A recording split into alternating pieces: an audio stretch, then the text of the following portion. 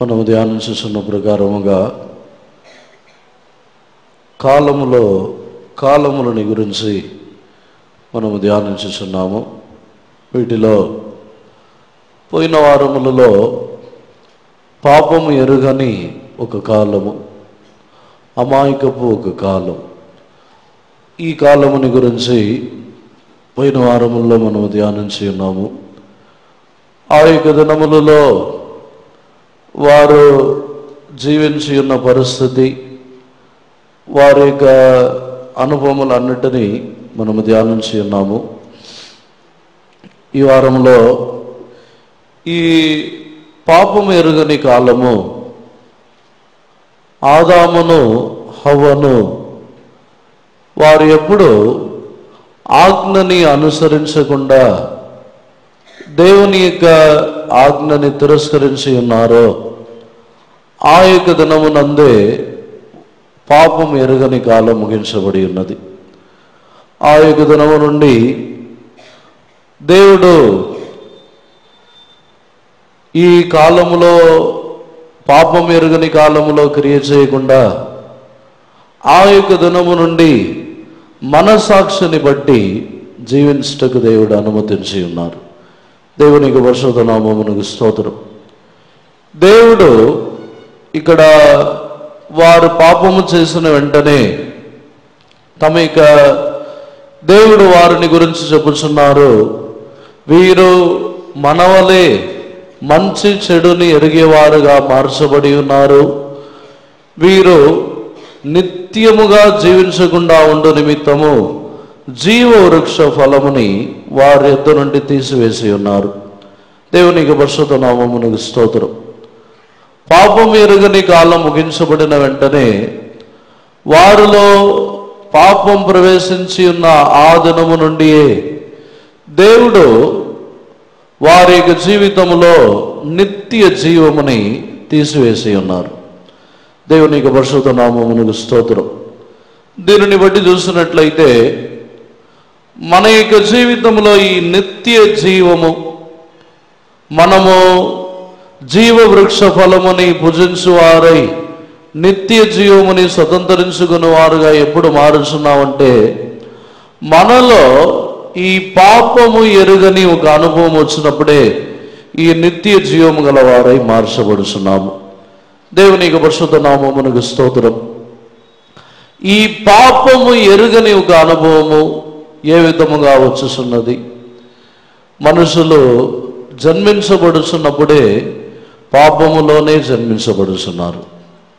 కానీ వారు ఎదుగుచు వారి యొక్క పాపములలో జీవించి చివరిలో ఏ విధముగా వారు పాపము ఎరుగని వారుగా మార్చబడుచున్నారు అని పరిశుద్ధ గ్రంథంలో ఉన్న అనుభవములని, వాక్యములని బట్టి ధ్యానించినట్లయితే, మొట్టమొదటిగా యేసు ప్రభు యొక్క రక్తములోను ఆయన యొక్క శరీరములోను పాలు పొందుచున్నవారు నిత్య జీవము గలవారుగా మారుచున్నారు అని రాయబడి ఉన్నది.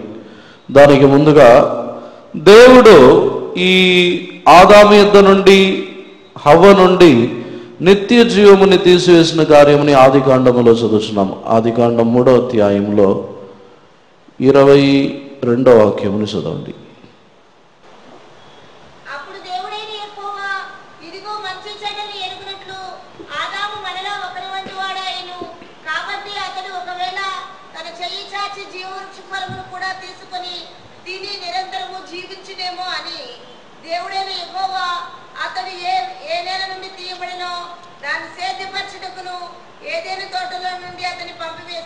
చాలు. దేవునికి పరిశుద్ధ నామమునకు స్తోత్రం. ఇక్కడ ఆదాములో పాపం ప్రవేశించిన వెంటనే తన యొక్క జీవితంలో నిత్య జీవముని దేవుడు ఆదాముకి ఇవ్వటముని త్రోసివేసి ఉన్నారు. జీవవృక్ష ఫలముని తాను తిని నిత్యముగా బ్రతకకుండా ఉండుటకు దేవుడు వాటిని కాపాడుటకు దేవదూతలను నియమించి ఉన్నారు. దేవునికి పరిశుద్ధ నామమునకు స్తోత్రం. ఈ అనుభవముని ధ్యానిస్తే మనుషులని కాపాడుటకును మనుషులకు పరిచారము చేయుటకు నియమించబడిన దూతలు ఇప్పుడు మనుషులు దానిలో ఏదైనా తోటలో ప్రవేశించకూడదని, జీవ వృక్ష ఫలముని తినకూడదని మనుషులకు విరోధముగా కావలి కాయుచున్నారు. దేవునికి పరిశుద్ధ నామమునకు స్తోత్రం. మన యొక్క ఆత్మీయ జీవితంలోనూ మనలో ఉన్న పాపము ఎరుగని అనుభవములు మార్చబడుతున్న కొలది మన యొక్క ఆత్మీయ జీవితంలో ఈ దేవదూతల యొక్క కావలి తొలగిపోయి నిత్య జీవముని మనం పోగొట్టుకొనుచున్న వారుగా మారుచున్నాము. దేవునికి పరిశుద్ధ నామమునకు స్తోత్రం. ముందుగా చెప్పి ఉన్న ప్రకారముగా నిత్య జీవము ఏ విధముగా మరలా దొరుకుతున్నది, ఈ పాపము ఎరుగని అనుభవము ఏ విధముగా మరలా వచ్చేస్తున్నదని ధ్యానించినట్లయితే యోహాను సువార్త 6వ అధ్యాయంలో మనం చదువుతున్నప్పుడు 54వ వాక్యంని చదవండి. యోహాను సువార్త 6వ అధ్యాయము 54వ వాక్యం.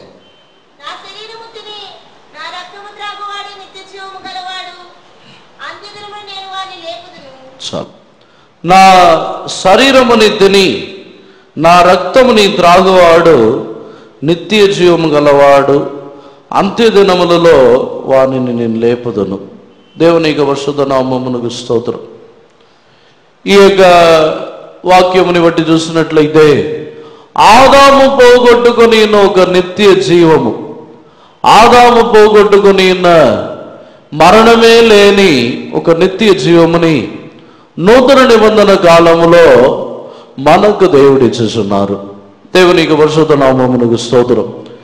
ఈ యొక్క ఆదాము యొక్క కాలముని గురించి, పాపం ఎరుగని కాలములని గురించి మనము ధ్యానించటకు కారణమే ఆదాము పోగొట్టుకొని ఉన్న వాటిని మరలా మనము పొందుకున్న నిమిత్తము, ఆదాము పోగొట్టుకుని ఉన్న ప్రతి ఆశీర్వాదములని మనం ఏ విధముగా పొందుకునవలనని మనము ధ్యానించుచున్నాము.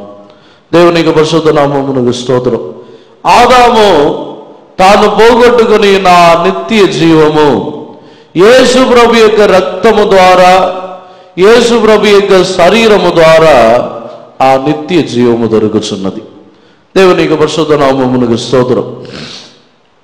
దీనిని బట్టి ధ్యానించినట్లయితే భూమిలో జీవించుచున్న మనుషులు అనేకులు ఎన్నో పాపములతో ఎన్నో రకములుగా ఎన్నో విధములుగా ఆరాధించుచు జీవించుచున్నారు. యేసు ప్రభు యొక్క రక్తము ద్వారా కడుగబడని ఎవరును తమ యొక్క జీవితములో మరణముని జయించలేరు. దేవునికి పరిశుద్ధ నామమునకు స్తోత్రం. మన యొక్క ఆత్మీయ జీవితములో నిత్య జీవము యేసు ప్రభుని విశ్వసించి యేసు ప్రభు యొక్క రక్తముని ఎవరైతే నమ్ముతున్నారో వారికి మాత్రమే ఈ నిత్య జీవం అనుగ్రహించబడుతున్నది. దేవుని యొక్క పరిశుద్ధ నామమునకు స్తోత్రం. ఈ యొక్క దినమునందు మనలో పాపము ఎరుగని వారే మనం ఏ విధముగా మార్చబడుతున్నామంటే ఈ యేసు ప్రభు యొక్క రక్తములోను యేసు ప్రభు యొక్క శరీరములోను మనం బాలివారుగా మార్చబడుతున్నప్పుడు, ఒకవేళ మన యొక్క శరీరమును మన యొక్క రక్తమును పాపముతో నిండినదిగా ఉండినను యేసు ప్రభు యొక్క రక్తములో పాలు పొందటము ద్వారా మన యొక్క శరీరమును మన యొక్క రక్తమును పాపమే లేనిదిగా మార్చబడుచున్నది. దేవునికి పరిశుద్ధ నామమునకు స్తోత్రం. ఈ రక్తములో ఉన్న శక్తి మనలో అపవిత్రమైన కార్యములన్నిటినీ పరిశుద్ధపరిచి మనం పాపములో జన్మించబడినను పాపమే లేని వారై ఆ రక్తము మనల్ని మార్చుచున్నది. దేవునికి పరిశుద్ధ నామమునకు స్తోత్రం. ఈ యేసు ప్రభుని విశ్వసించి యేసు ప్రభు యొక్క రక్తముని విశ్వసించటము ప్రతి ఒక్కరి యొక్క విశ్వాసములో జరుగుతున్న ఒక కార్యం. దేవునికి పరిశుద్ధ నామమునకు స్తోత్రం. మనము ఎప్పుడైతే మన యొక్క పాపములు పరిశుద్ధపరచబడును, నా పాపములు అన్నీ యేసు ప్రభు యొక్క రక్తము ద్వారా కడుగబడునని ఎప్పుడైతే నమ్ముతున్నామో అప్పుడే మన యొక్క జీవితంలో ఈ పరిశుద్ధత, ఈ నిత్య జీవముని మనం స్వతంత్రించుకొనుచున్నాము. దేవునికి పరిశుద్ధ నామమునకు స్తోత్రం. ఈ అనుభవము అపోస్తలుల దినములో నుండి ప్రారంభించబడి ఉన్నది. పరిశుద్ధాత్మిక అభిషేకముని వారు పొందిన తర్వాత ఈ విషయమునందు ఎడతెగగా ఉన్నారు అని రాయబడి ఉన్నది. అపోస్తలుల కార్యములు 2వ అధ్యాయము 42వ వాక్యమును చదవండి.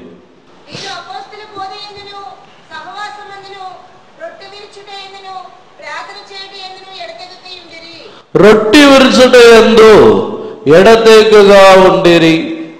దీనిని బట్టి ధ్యానించినప్పుడు మన యొక్క జీవితంలో మరణము తొలగింపబడి నిత్య జీవము గలవారై మనం మార్చబడవలనంటే ఈ యేసు ప్రభు యొక్క శరీరములోను రక్తములోను పాలు పొందుతున్న విషయములో అశ్రద్ధతోనూ మనము నిర్విచారముగా ఉన్నట్లయితే మనం ఈ నిత్య జీవముని స్వతంత్రించుకొనటం అసాధ్యము. దేవుని యొక్క పరిశుద్ధ నామమునకు స్తోత్రం. కొన్ని సందర్భములలో మనము ఈ యేసు ప్రభు యొక్క రక్తములోను శరీరములోను ఏదో నామకార్థముగా మనము పాలు పొందకపోతే ఏమవుతుందో అని అనుకొని నామకార్థంగా పాలు పొందుతున్నాము. కానీ యేసు ప్రభు యొక్క శరీరముని, గాయపరచబడి ఉన్న ఆయన యొక్క గాయములని, రక్తముని విశ్వసించి పాలు పొందుతున్న అనుభవము అనేకులలో లేదు. దేవునికి పరిశుద్ధ నామమునకు స్తోత్రం. ఒక వ్యక్తి తన యొక్క జీవితంలో నిత్య జీవము గలవాడుగా మార్చబడుటకు తనలో ఉన్న పాపములు అన్నీ తొలగింపబడవలను, తన యొక్క శరీరము నిత్య జీవము గలదిగా మార్చబడవలనంటే యేసు ప్రభు యొక్క శరీరము ద్వారానే విడుదల పొందాలి. దేవునికి పరిశుద్ధ నామమునకు స్తోత్రం. నిత్య జీవముని ఈ భూమిలో మనుషులు తమ యొక్క వ్యాధులు, బలహీనతల కొరకు వైద్యుల యొద్దకు వెళ్ళి వారు మందులు ఉపయోగించి అన్ని విధములుగా తమ యొక్క జీవితంలో జీవించటము అధికారపూర్వకముగా పాపమని ఎవరునూ చెప్పరు. కానీ సరైన విధముగా చెప్పవాలనంటే యేసు ప్రభు యొక్క శరీరముని తిని ఆ శరీరము ద్వారా స్వస్థత దొరకకుండా ఉన్నప్పుడు, ఆ శరీరము ద్వారా స్వస్థతని పొందకుండా వేరే కార్యముల ద్వారా స్వస్థత దొరుకుతున్నప్పుడు ఒకవేళ స్వస్థత దొరకవచ్చు, కానీ నిత్య జీవముని స్వతంత్రించుకొనలేరు.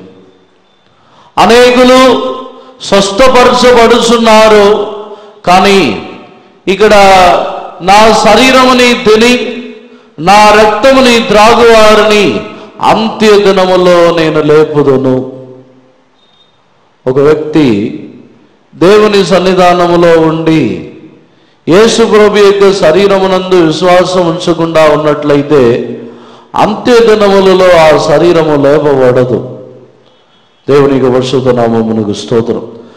ఈ దైవిక స్వస్థతని గురించిన సత్యమే ఎందుకు అనేక సంఘములలో రూఢిగా చెప్పుచున్నామంటే పునరుద్ధానము నిమిత్తము. ఒక వ్యక్తి పునరుద్ధానము చెందని ఎడల వాని యొక్క క్రైస్తవ జీవితము వ్యర్థము. విశ్వాసంతో ఉండి దైవిక స్వస్థతలో తమ యొక్క జీవితముని సమర్పించుకొనక జీవితములో కొనసాగించినప్పుడు పునరుద్ధానము దొరకదు. దేవుని యొక్క పరిశుద్ధ నామమునకు స్తోత్రం. యేసు ప్రభు యొక్క శరీరము, యేసు ప్రభు యొక్క రక్తము మనుషుల యొక్క జీవితంలో ఉన్న మరణముని మార్చి నిత్య జీవముని కలిగించుచున్నది. దేవుని యొక్క పరిశుద్ధ నామమునకు స్తోత్రం. యేసు ప్రభు యొక్క రక్తము మన యొక్క అంతరంగములలో ఉన్న పాపములని కడిగి పరిశుద్ధపరచుచున్నది.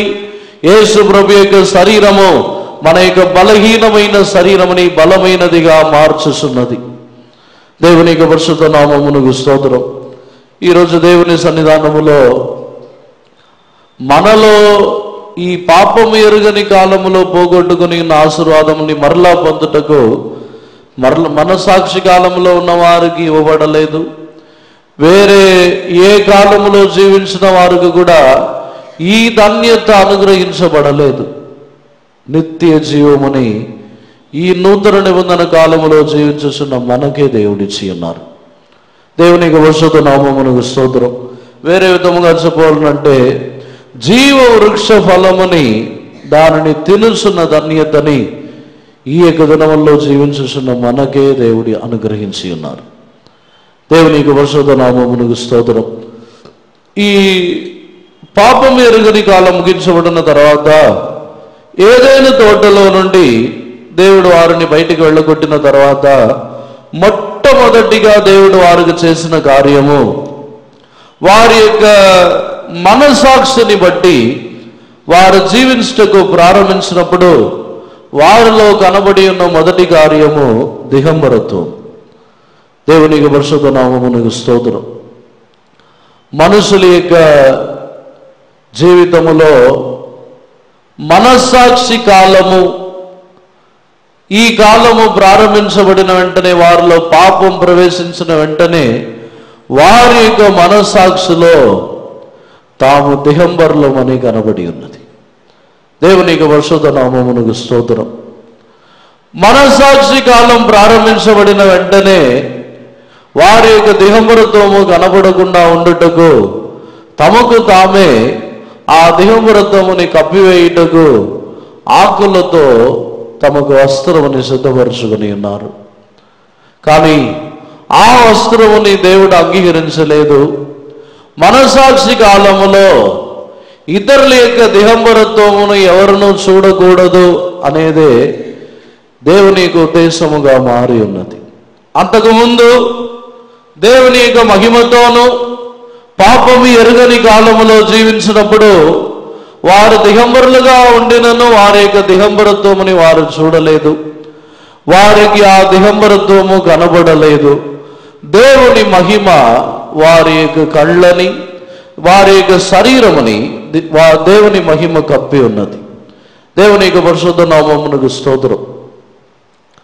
మనకు కూడా ఇతరుల యొక్క దిగంబరత్వము కనబడుతుందంటే మనము కూడా పాపం ఎరుగని కాలములో లేము. దేవునికి పరిశుద్ధ నామమునకు స్తోత్రం.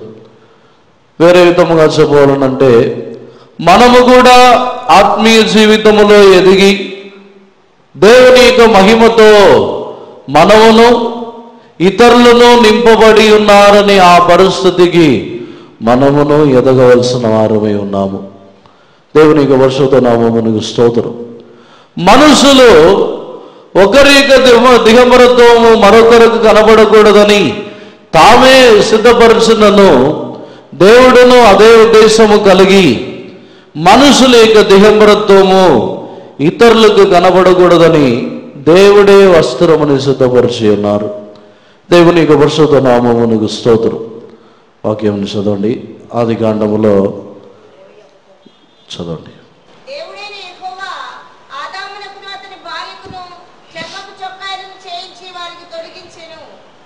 దేవుని యొక్క పరిశుద్ధ నామమునకు స్తోత్రం.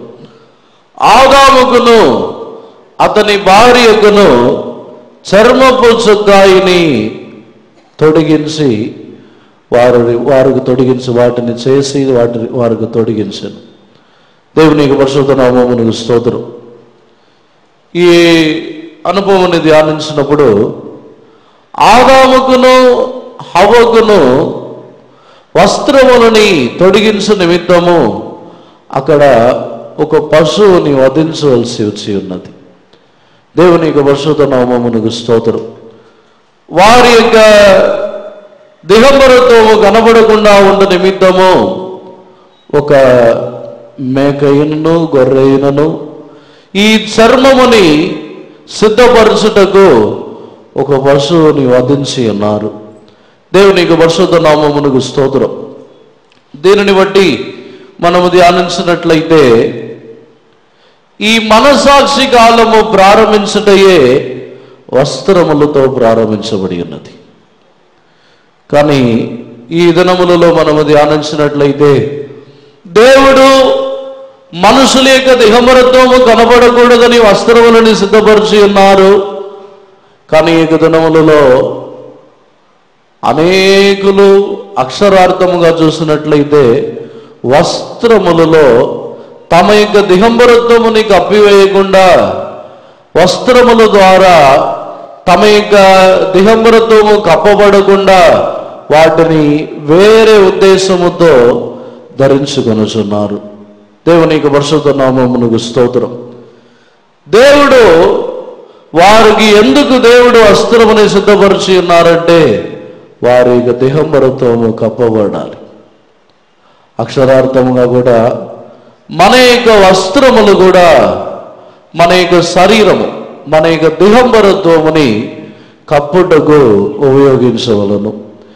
ఈ వస్త్రములలో మన యొక్క జీవితంలో అనేక సందర్భములలో మనము ధరించుకొనుచున్న వస్త్రముల ద్వారా దిగంబరత్వముని కప్పుటకు వస్త్రముని ధరించుకొనగా కొన్ని సందర్భములలో మన యొక్క ప్రెస్టీజ్, మన యొక్క హోదా, మన యొక్క గర్వము, మన యొక్క గొప్పతనము ఇవన్నీ మన యొక్క వస్త్రముల్లో కనబడతాయి. దేవునికి పరిశుద్ధ నామమునకు స్తోత్రం. కానీ దేవుడు మనుషులకు వస్త్రముని ధరిపింపజేసినది వారి దిగంబరత్వముని కప్పివేయటకే. కొన్ని సందర్భములలో కొందరు ఈ ఆభరణములు ఇంకను అనేక విధములైన అలంకరణలు వీటన్నిటినీ కూడా దేవుడే సిద్ధపరిచి ఉన్నారు కదా అని కొందరికి ఉద్దేశము. కానీ పరిశుద్ధ గ్రంథములో ఉన్న వాక్యములన్నిటిని బట్టి చూసినట్లయితే దేవుడే అన్నిటినీ భూమిలో కలుగజేసి ఉన్నారు, కానీ వాటిని మనుషులు ధరించుకొనుటకు వాటిని కలుగజేయలేదు. అదేవిధముగా తమ యొక్క ఈ యొక్క అనుభవములను చూసినప్పుడు దేవుడు మనుషులు ధరించుకొనవలనని సిద్ధపరిచినది వస్త్రం మాత్రమే. దేవునికి పరిశుద్ధ నామమునకు స్తోత్రం. ఈ వాక్యములని బట్టి చూసినట్లయితే మన యొక్క దిగంబరత్వముని కప్పుటకు ఉపయోగించుచున్న వస్త్రమే తప్ప వేరే విలువైన వస్త్రములో, వేరే ఈ లోక ప్రకారముగా, లోక సంతోషములు, లోక ప్రకారముగా నానాటికి ఫ్యాషన్స్ ట్రెండ్ మారిపోతుంది. దానికి తగ్గట్టు మారుచున్న వస్త్రములన్నీ దేవునికి ఇష్టమైనది కాదు.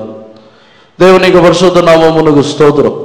మన యొక్క ఆత్మీయ జీవితములో తిమోతి రాసిన పత్రికలో పౌలు తిమోతికి రాయించున్నప్పుడు వారి యొక్క వస్త్రములని గురించి ఏ విధముగా ఉండవలనని తిమోతికి తెలియపరుచుచున్నాడు. చదవండి. తిమోతి రాసిన పత్రిక, మొదటి పత్రిక 2వ అధ్యాయము 9వ వాక్యం 10వ వాక్యం అని చదవండి.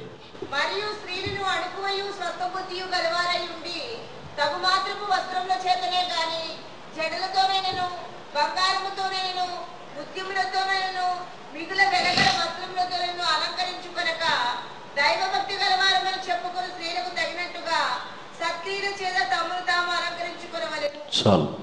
ఇక్కడ పౌలు బంగారముతోనూ, వెండితోనూ, జడలతోనూ, వెలగల వస్త్రములతోనూ తమను అలంకరించుకొనక,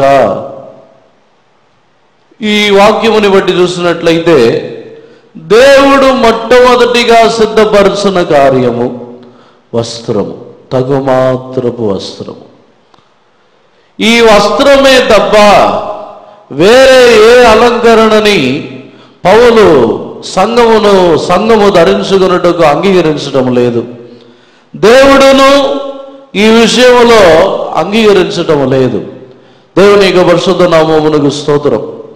నిర్గమకాండములో కూడా చదువుతున్నప్పుడు ఇశ్రాయేలు జనులను వారును బంగారము, వెండి వీటిని ధరించుకొని ఆభరణములతోనే నిండి ఉన్నారు. కానీ దేవుడు వారి విషయమై మాట్లాడుచున్నప్పుడు మీ ఆభరణములని తీసివేయడని చెబుతున్నారు. చదవండి.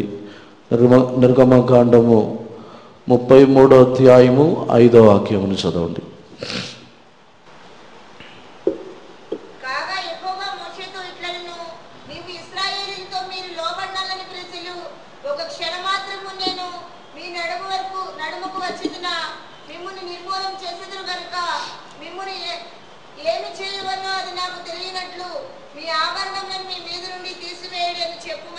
చాలు. మోసేతో ఇశ్రాయేలు జనులకు దేవుడు చెప్పుచున్న మాట, నేను మిమ్మల్ని ఏమి చేయవలనని నాకు తెలియనట్లు మీ ఆభరణములని తీసివేయడని చెప్పుచున్నారు. అంటే దేవుడు తమకు క్రియను చేయుటకు మనుషుల యొక్క శరీరములో ఉన్న ఆభరణములు ఆటంకము. దేవుని యొక్క పరిశుద్ధ నామమునకు స్తోత్రం. ఒక వ్యక్తిలో దేవుడు తన యొక్క క్రియని చేయవలనంటే మనుషుల యొక్క శరీరములో కనబడుచున్న ఆభరణములు, వెలగల వస్త్రములు ఇవన్నీ ఆటంకముగానే ఉన్నది. వారిని ఏమి చేయవలనో దేవుడును ఆ విషయంలో తన యొక్క ఉద్దేశముని ఎరుగకుండానే ఉన్నారు. దేవునికి పరిశుద్ధ నామమునకు స్తోత్రం. అందునిమిత్తమే దేవుని ఉద్దేశము మనలో నెరవేర్చబడు నిమిత్తము మనము తగుమాత్రపు వస్త్రములు గలవారై ఉండవలను. దేవునికి పరిశుద్ధ నామమునకు స్తోత్రం. ఈ వాక్యములన్నిటిని బట్టి ధ్యానించినప్పుడు మనస్సాక్షి కాలములో, ఇవి నూతన నిబంధన కాలములో జీవించుచున్న అనుభవమో పాత నిబంధన కాలములో జీవించుచున్న అనుభవమే కాదు, మనస్సాక్షి కాలములో జీవించుచున్న ఒక అనుభవం. మనస్సాక్షి కాలములోనే దేవుడు వీటిని కోరుకొనలేదు, వీటిని దేవుడు ఇష్టపడలేదు. దేవునికి పరిశుద్ధ నామమునకు స్తోత్రం. ఈరోజు మన యొక్క ఆత్మీయ జీవితంలో మన యొక్క ఇప్పుడున్న దానిని బట్టి చూసినట్లయితే వాక్యములు ఎరుగని వారి వద్దకు వెళ్ళి మీరు ఇలా అలంకరించుకొనటము తప్పు కదా అంటే మనల్ని పిచ్చిపెట్టినట్టు చూస్తారు, మనల్ని పిచ్చివాళ్ళు అనుకుంటారు. దానికి కారణం ఏమిటంటే వారి యొక్క మనస్సాక్షి తమ యొక్క జీవితంలో తాము చేయుచున్న కార్యములు చేసి చేసి చేసి వారు జన్మించబడిన ఆదనము నుండి మనుషులందరూ చేయటముని చూడటము ద్వారా తాము చేయుచున్నది సరి అని వారి యొక్క మనస్సాక్షిలో అవి ఆ విధముగానే ఉంచబడి ఉన్నది. వారి యొక్క మనస్సాక్షిలో అలాగనే అవి సిద్ధపరచబడి ఉన్నది కనుక ఇప్పుడు ప్రస్తుతం ఉన్న వారి యొక్క మనస్సాక్షిని బట్టి అవి తప్పుగా అనిపించడం లేదు. దేవునికి పరిశుద్ధ నామమునకు స్తోత్రం. కానీ మనస్సాక్షి కాలం యొక్క ప్రారంభమే వస్త్రములతో ప్రారంభించబడి ఉన్నది. ఈరోజు మన యొక్క జీవితంలో ఇప్పుడు ఇదే దేవుని యొక్క వాక్యముల ద్వారా మన యొక్క మనస్సాక్షి ఇప్పుడు అందరి వలె అందరి యొక్క మనస్సాక్షి వలె మన యొక్క మనస్సాక్షి ఉండగా మన యొక్క మనస్సాక్షి యొక్క పరిస్థితి మారుతుంది. లోకములో ఉన్న వారి యొద్దకు వెళ్ళి అడిగితే తప్పు కాదంటారు. అదే దేవుని వాక్యములని ఎరిగి ఉన్న ఒక వ్యక్తి యొద్దకు వచ్చి ఈలాగ చేయటము కరెక్టా అని అడిగినప్పుడు తప్పే అని చెప్తారు.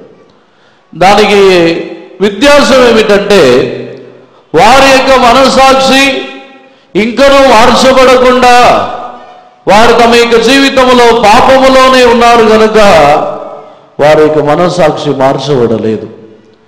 దీనిని బట్టి దేవుని వాక్యములు మన యొక్క మనస్సాక్షిని మార్చుచున్నది. దేవుని యొక్క పరిశుద్ధ నామమునకు స్తోత్రం. ఈ మనస్సాక్షి కాలములో మొట్టమొదటిగా దేవుడు చేసిన కార్యము వస్త్రములు. దేవుని యొక్క సన్నిధానములో ఉన్న మన యొక్క జీవితంలో ఈ వస్త్రములని గురించిన కార్యము దేవుని వాక్యము ద్వారానే మార్చబడుతుంది. దేవుని యొక్క పరిశుద్ధ నామమునకు స్తోత్రం. ఆ యొక్క దినములలో వారి యొక్క మనస్సాక్షిని బట్టి దేవుడు ఇచ్చిన వస్త్రములని బట్టి వారు ధరించుకొని ముందుకు సాగి ఉన్నారు. కానీ ఈ యొక్క దినములలో వస్త్ర విషయమై దేవునికి ఇష్టమైన ఒక జీవితముని చేయుటకు మన యొక్క మనస్సాక్షి దేవుని వాక్యముల ద్వారా మార్చబడుతుంది. దేవుని యొక్క పరిశుద్ధ నామమునకు స్తోత్రం. దేవుని వాక్యముల ద్వారానే మన యొక్క మనస్సాక్షి ఆ దినముల యందున్న మనస్సాక్షి యొద్దకు ఆ యొక్క దినములలో మనస్సాక్షి కాలములో దేవుడు అంగీకరించని కార్యములని ఈ యొక్క దినములలో వాటిని అంగీకరించకుండా ఉండుటకు దేవుని వాక్యముల ద్వారా మన యొక్క జీవితం మారుతుంది. దేవునికి పరిశుద్ధ నామమునకు స్తోత్రం. మనసాక్షి కాలములో వారికి వస్త్రముని ధరిపింపజేసి వారిని ఏదెన్ తోటలో నుండి బయటకు తోలివేసి ఉన్నారు. వారు పాపము ద్వారా వారు మరలా కుమారులని కని వారిని పెంచి వారు ఎదిగిన తర్వాత వారిలోనూ పాపం ప్రవేశించి ఉన్నది. దేవునికి పరిశుద్ధ నామమునకు స్తోత్రం. ఇక్కడ మనసాక్షి కాలం ప్రారంభించబడిన వెంటనే మొట్టమొదటిగా ప్రవేశించి ఉన్న పాపము నరహత్య. ఇదే ఆదికాండము 4వ అధ్యాయంలో చదువుతున్నప్పుడు మనసాక్షి కాలములో ఆ దినముల్లో కయ్యూను హేబేలుకు విరోధముగా లేచి అసూయతో హేబేలుని చంపి నరహత్య చేసి అన్నాడు. మనసాక్షి కాలంలో నరహత్య చేసిన వెంటనే అక్కడ దేవుడు కయ్యూనుని నీవు పాపము చేసి ఉన్నావని తీర్పు తీర్చి ఉన్నారు. దేవునికి పరిశుద్ధ నామమునకు స్తోత్రం. ఇవి నరహత్య చేయటం అనేది ప్రమాణములని బట్టియో లేకపోతే ధర్మశాస్త్రములని బట్టియో 10 ఆజ్ఞలని బట్టి మాత్రమే పాపము కాకుండా లేదు. ఈ నరహత్య చేయటం అనేది మనస్సాక్షికి విరోధమైన ఒక పాపం. దేవునికి పరిశుద్ధ నామమునకు స్తోత్రం. మనస్సాక్షికి ఈ మనస్సాక్షి కాలం గురించి ఎందుకు ధ్యానించుతున్నామంటే కొంతమంది నాకు వాక్యములు తెలియదు, నాకు యేసు ప్రభు అంటే తెలియదు, నేను రక్షణ పొందలేదు, నాకు ఎవరునూ చెప్పలేదు అని కొందరు తమ యొక్క జీవితంలో తామే ఆ విధంగా అనుకుంటున్నారు. తమ యొక్క జీవితంలో ఎవరునూ చెప్పలేదు కాబట్టి, నాకు ఏమీ తెలియదు కాబట్టి అలా చేసినా తప్పు లేదు అని అనుకుంటున్నారు. దేవునికి పరిశుద్ధ నామమునకు స్తోత్రం. ఈ మనసాక్షి కాలముని గురించి మనం ఎందుకు ధ్యానించుతున్నామంటే మనసాక్షిని బట్టి అసూయపడి నరహత్య చేయటము పాపమని మనసాక్షి కాలములో దేవుడు తీర్పు తీర్చినప్పుడు ఈ యొక్క దినములలో ఒక వ్యక్తి యేసు ప్రభుని ఎరుగకుండా ఉండినను, వాక్యములే తెలియకుండా ఉండినను, పరిశుద్ధ గ్రంథములో ఉన్న ఉపదేశములు సత్యములు వీటిని వినకుండా యేసు ప్రభుని గురించి ఏమాత్రము తెలియకుండా ఉండినను మనస్సాక్షిని బట్టి దేవుడు తీర్పు తీర్చినప్పుడు ఈ అసూయ నరహత్య అనే పాపము నుండి ఎవరునూ తప్పించుకొనలేరు. దేవునికి పరిశుద్ధ నామమునకు స్తోత్రం. హేబేలు మీద అసూయపడుట అనేది మనస్సాక్షి కాలంలో ఉన్న ఒక పాపం. అప్పుడు ఈ పరిశుద్ధ గ్రంథము లేదు, బోధించువారు లేరు, ధర్మశాస్త్రములు లేవు, పరిశుద్ధాత్మదేవుడు వారి మధ్యలో అప్పుడు క్రియ చేయను లేదు. ఈ ఏదీ లేకపోయినను మనస్సాక్షిని బట్టి అసూయ పాపము. ఈరోజు ఆ అనుభవాన్ని బట్టి మన యొక్క జీవితంలో ధ్యానిస్తే మనలో రక్షణ పొందిన తర్వాత, బాప్తిసము తీసుకున్న తర్వాత, అభిషేకం పొందిన తర్వాత చేయుచున్న పాపములు కాదు, కానీ రక్షణ పొందుటకు మునుపు మనలో ఇటువంటి అసూయ కోపము వచ్చినట్లయితే అది పాపమే. దేవునికి పరిశుద్ధ నామమునకు స్తోత్రం. రక్షణ పొందని వారైనను అసూయపడి కోపముతో వారు ప్రవర్తించినట్లయితే వారును నరహంతకులు, వారును నరకమునకు పాత్రులు. దేవునికి పరిశుద్ధ నామమునకు స్తోత్రం. యేసు ప్రభు తెలియదు, వాక్యములు తెలియదు, మాకు ఎవరునో నేర్పించలేదని చెప్పడానికి ఏమాత్రం వీలు లేదు. ఎందుకంటే ఇవన్నీ మనసాక్షికి విరోధమైన పాపములు. దేవునికి పరిశుద్ధ నామమునకు స్తోత్రం. ఇక్కడ కయ్యూని యొక్క జీవితంలోనూ తాను పాపము చేసిన తర్వాత తన యొక్క జీవితంలో అసూయపడి నరహత్య చేసిన వెంటనే భూమిలో ఉన్న వారందరూ కూడా తనలాగానే అనుకుంటున్నాడు. దేవునికి పరిశుద్ధ నామమునకు స్తోత్రం. ఈరోజు మన యొక్క జీవితంలో మనస్సాక్షికి విరోధమైన పాపములని మనము చేస్తున్నప్పుడు మన యొక్క మనస్సాక్షి మొదటిసారి మన యొక్క మనస్సాక్షి పాపము చేసినప్పుడు అవి గుచ్చబడి మనము చేస్తున్నప్పుడు చేతులు కాళ్ళన్నీ వణుకుతుంది, భయం వేస్తుంది. మొదటిసారి అలా అనిపిస్తుంది. అదే కార్యముని రెండవసారి మూడవసారి అదే కార్యముని కొనసాగుతూ చేసినప్పుడు మనము చేసేదే కరెక్ట్ అనే ఫీలింగ్లో వస్తాం. దేవునికి పరిశుద్ధ నామమునకు స్తోత్రం. ఈ రోజుల్లో కొందరు తమ యొక్క జీవితంలో మనుషులు తమ యొక్క కోరికలని నెరవేర్చుకొనటము, వారు స్వతంత్రముగా జీవించి తమ యొక్క ఇష్టముని బట్టి జీవించటమే మనసాక్షిని బట్టి కరెక్ట్ అని అనుకొనుచున్నారు. దానికి కారణం ఏమిటంటే ఆ కోరికలని నెరవేర్చి వారు తమ యొక్క ఇష్టముని బట్టి జీవించి చివరిలో ఇప్పుడు ప్రభుత్వము కూడా మనుషులు తమ యొక్క ఇష్టముని బట్టి జీవించటే కరెక్ట్ అని తీర్పు చెబుతుంది. దేవునికి పరిశుద్ధ నామమునకు స్తోత్రం. దానికి కారణము ప్రారంభములో తమ యొక్క ఇష్టముని బట్టి జీవించక ఆజ్ఞలు కట్టడలని బట్టి జీవించవలనని చెప్పిన అదే ప్రభుత్వములు మారిపోయి తమ యొక్క మనస్సాక్షి మారి చివరిలో తాము చేయుచున్నదే సరైనదనే ఆ పరిస్థితికి వచ్చుచున్నారు. దేవునికి పరిశుద్ధ నామమునకు స్తోత్రం. ఈ మనస్సాక్షి కాలముని గురించి ధ్యానించక మునుపు మన యొక్క మనస్సాక్షి మిక్కిలి అవి గ్రహింపగలదిగా ఉండాలి.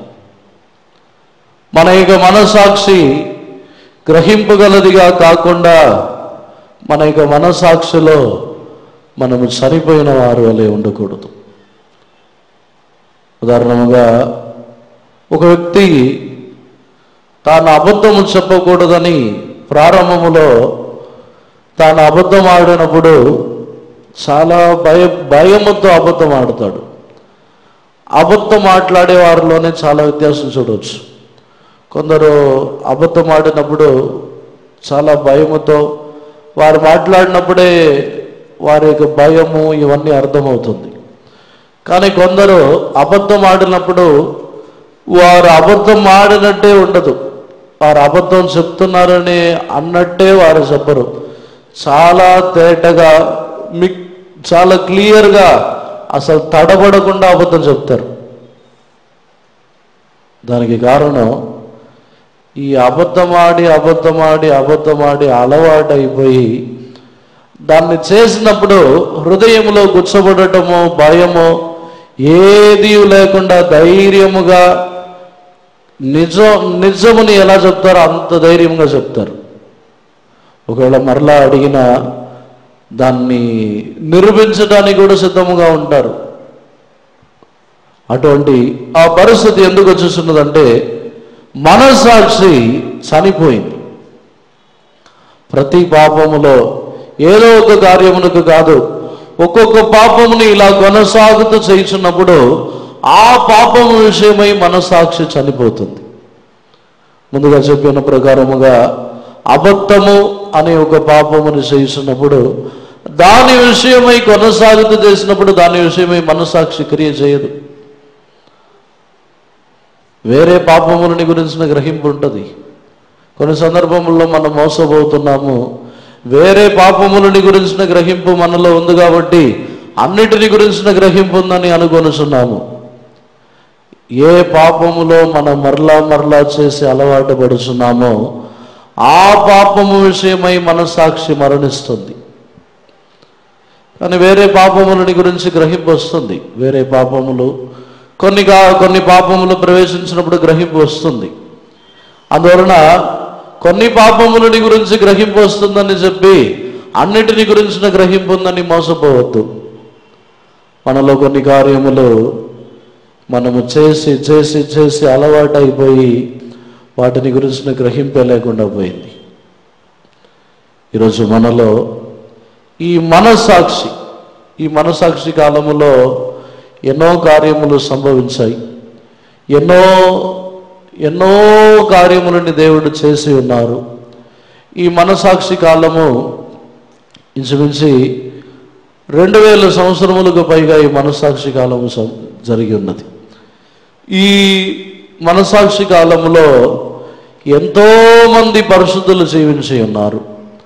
వారందరి గురించి ధ్యానించి చూస్తే వారికి మన యొక్క జీవితంని పోల్చినప్పుడు వారికి సమానమైన జీవితంని కూడా ఇప్పుడు మనము చేయలేని పరిస్థితిలో ఉన్నాము. దీనిని మనము ధ్యానించుతున్నప్పుడు దేవుడే మన యొక్క జీవితంని మార్చాలి, మనలో రూపాంతర క్రియని దేవుడు జరిగించాలి. దేవునికి సిద్ధమైతే ఈ మనసాక్షి కాలముని గురించి వచ్చేవారు మనము ధ్యానించవచ్చు. దేవుడు ఈ యొక్క సాయంకాల సమయమునందు మన యొక్క జీవితంలో మన యొక్క మనసాక్షిని నూతనపరచవలను. అనేక కార్యములలో మన యొక్క మనసాక్షి చనిపోయినదిగానే ఉన్నది. మనము చేయుచున్న అనేక కార్యములు మన యొక్క హృదయములో మనము దానిని తప్పని అనుకొనక మన యొక్క జీవితంలో వాటిని సరైనదే అని చేయుచున్నాము. మన యొక్క ఆత్మీయ జీవితంలో మనస్సాక్షికి విరోధముగా ఎన్నో కార్యములని మనం చేయుచున్నాము. ఈరోజు మనమందరం కూడా దేవుని సన్నిధానంలో తగ్గించుకున్నదము. మన యొక్క మనస్సాక్షి గ్రహింపగలదిగా మారాలి. దావీదు వేడుకొనుచున్నాడు, గ్రహింపగల హృదయమని నాకు ఇమ్మని అడుగుచున్నాడు. దావీదు యొక్క ప్రార్థన గ్రహింపు కలిగిన హృదయముని తనకు కావాలని దేవుని వేడుకొనుచున్నాడు. ఎందుకంటే గ్రహింపు కలిగిన మనసాక్షి హృదయము లేకపోయినట్లయితే తమలో ఉన్నది పాపమే అయినను తాము పాపము చేసినట్టు గ్రహించరు. ఆ అనుభవం కాకుండా ఏ చిన్న కార్యములు మన యొక్క జీవితంలో ప్రవేశించడను దానిని గురించి కూర్చోబడిన వారై మార్చబడుటకు మన యొక్క మనసాక్షి నూతనపరచబడాలి. అందరిని కూడా సమర్పించుకొని దేవుని యొద్ద మన యొక్క మనసాక్షి నూతనపరచబడినట్లుగా అందరిని చేరి దేవుని పోరాడి ప్రార్థించదము. హల్లెలూయా. యేసువే స్తోత్రం. స్తోత్రం ప్రభువా. మా యొక్క మనసాక్షి నూతనపరచబడవలను దేవా. స్తోత్రం స్తోత్రం.